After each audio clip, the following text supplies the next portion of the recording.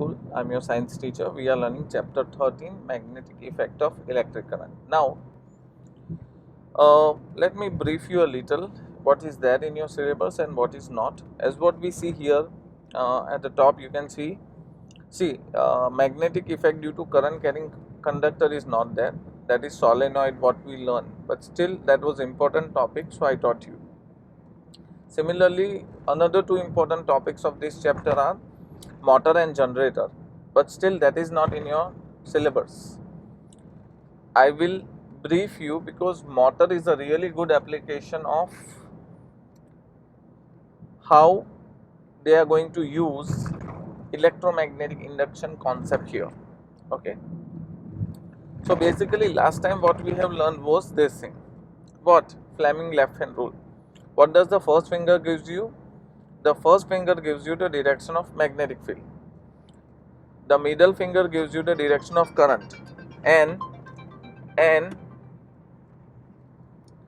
the thumbs gives you the direction of force. Thumbs gives you the direction of force. So basically, when you have magnetic field and a current, make sure they both are perpendicular to each other, and then the force will be maximum. Okay. Now let us go ahead and tell you something regarding motor. Okay, I will not brief you so in depth detail, but we will discuss how does the construction work and how does the motor work in short and a simple way.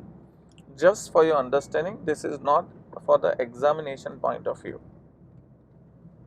Okay, now we have to take a magnet. Now they don't say it are two magnets. You have to take a magnet such that the poles are facing each other. So let's say this is your north pole and your south pole. Okay, so these are magnet which are facing each other. So definitely what will be the direction of magnetic field? It is from north to south, right? Okay, now we have to put a rectangular loop. Loop means what? The wire in the shape of a rectangular frame. Okay, so we are putting a wire in the frame of a rectangular frame. So basically what does this shows you? This is the wire in the form of a rectangle shape. Okay, now if you see here, if we have to give current, okay, so when we give current to this one, what happen is, let me show you. When we give current, so the current goes in which direction? It goes like this, right? Like this.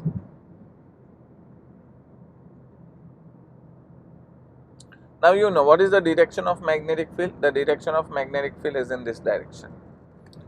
Now as what I told you, right? Now let's name this as ABCD. The frame name is as ABCD. Now if you look here, BC and AD, see what is the direction of current in BC? In this direction. And what is the direction of magnetic field? In the same direction. So do you think at this place, at BC and AD, do you think is there any force exerted on them according to the Fleming left hand rule? No. Right? The answer is no. Why? I told you. Magnetic field and current has to be perpendicular to each other. So there should be no force acting on them. Okay. But let me talk about direction on AB and CD. If you talk about AB, what is the direction of current? In this direction. And what is the direction of magnetic field? In this direction. Are they perpendicular? Yes. So what?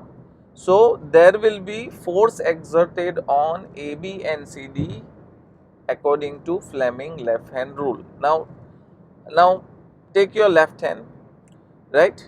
Now if put your first finger is in the right side, right? And if you put your current is in the upper direction, what you can see, right? This field AB will exert force in a downward direction. Similarly, if you do the same, you will see that CD will exert force in the upward direction. Now if you see properly, right, put your finger in that way and try to see. If you see properly, one is going in a downward direction, other is going in a upward direction. Don't you think it is going to rotate? Take a book in your hand and try to see. Take a book in your hand take your left side on the downward direction, so automatically the other side will go in the upward direction. So basically this loop is going to rotate. Exactly, that's what the motor works. So what do we say? What is the main function of it? Electric motor converts electric signal into, or electric energy into mechanical energy. Okay, but the question arises, if such is the case, what happen is this is going to get jumble up. Okay, so for that we have to do some mechanism. So what we will do is, we will do a small change here. What we can do is, we will put two semicircular ring here. What we will do, two semicircular ring which is insulated from inside. Okay, and we will put two brush here. We will two brush here. Brush, why? So that they are come in contact with them. So we will name them as semicircular ring as PQ and brush as XY. And in order to rotate freely, we will put it or mount it on an axle. We will mount it on an axle. Right? The way you see in your cycle, if you see at the back end of your cycle or in your tires, there should be some called ball bearings and there is a rod in the middle. That rod is called an axle. Okay? So it will rotate in the same way. Clear? Now what happen is, after half rotation, what happen is, the AB goes on one side, on this side. The AB comes here and CD comes here. Okay? Wait, sorry. AB will come here and CD will goes there. So basically now the direction of current. Now you know, now CD will go down. See, in what is the first glance? In first glance, AB was going down and CD was going up. Now what happen is, now CD will go down and AB will go up. So what do they say? After half rotation, the direction of current get reverse as what they are writing. Actually, current direction will remain same, but the rotation will remain in the same direction. So after half rotation, it again come back to its own position and it will rotate in the same direction. It will rotate in the same direction. Okay. So this is how a motor works. So when you switch it on, it will start to rotate in the same direction in a full speed. It depends upon how much current you provide to them. Okay, you must have seen a simple motor in a small devices like your remote control car that the kids used to play, the small fan, right? All such devices has a small motor, right? If the toys get destroyed, then you happen to see, right? If you open the motor, the construction is not as I have shown here. It is little advanced. See, this is the first and the foremost and a very basic model they have invented earlier. After then, there are so many mechanical changes came. So right now, what motor we are using at home, it's quite different from what I have explained you right now. This is a simple motor. Okay. Again, I repeat, I'll reframe it again. We have to take a magnet such that the poles are facing each other, right? We have to take a rectangular loop. The end of this rectangular loop are connected to two semicircular rings named P and Q. They should be mounted on an axle. The circular rings are insulated from inside so that the current will not go to the whole device. These two rings are connected to two brushes called X and Y, and this X and Y are connected to a battery and a key.